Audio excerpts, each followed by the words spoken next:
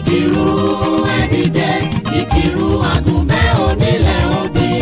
Ọ̀kan lóru, ọ̀kan lóṣùpá, ọ̀kan nínú Ikirun kárí ayé. Ẹ jẹ́ ká jùmọ̀ ká gbé ẹ̀ka Ikirun.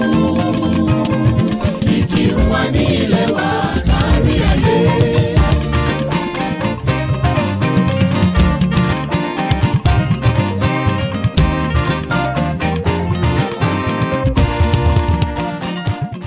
Lónìí a gbé ìrìn àjò wa káàkiri ilẹ̀ Yorùbá dé ìlú Ìkìrun àgùnbẹ́ onílẹ̀ òbí, ìlú kan tó kún fún ìtàn àti àṣà. Ìkìrun jẹ́ ọ̀kan nínú àwọn agbègbè pàtàkì nílẹ̀ Yorùbá tó sì nípò tó ṣe pàtàkì lórílẹ̀‐èdè Nàìjíríà. Gẹ́gẹ́ bí àṣà wa ní ìkànnì ti Edu History TV láti má fi ohun tí a rí kà ní orí ẹ̀rọ ayélujára nìkan ṣe.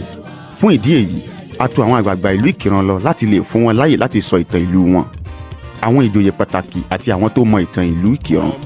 Adúpẹ́ pàtàkì lọ́wọ́ esa ti ìlú Ìkìrun High Chief Dr. Lawal Adétóyèṣe tí wọ́n tún jẹ́ aṣojú ọba fún ìlú Ìkìrun lọ́wọ́ báyìí fún gbígbà wá tọwọ́ tẹsẹ̀ láti ṣe àkójọpọ̀ ìtàn ìlú Ìkìrun pẹ̀lú àwọn ìjòyè wọn. Chief Dr. Abdulrasaq Ọlágúnjú tí wọ́n jẹ́ olúawo ti ìlú Ìkìrun tí wọ́n sọ ìtàn tó pọ̀jù fún wa. Kí a tó tẹ̀síwájú, ọ̀pọ̀lọpọ̀ iṣẹ́ àti ìwádìí la ṣe láti gbé fídíò Ìkìrun jáde. Ó máa wù wá láti rí support ẹ̀yin èèyàn wa. Ẹ bá wa like fídíò yìí.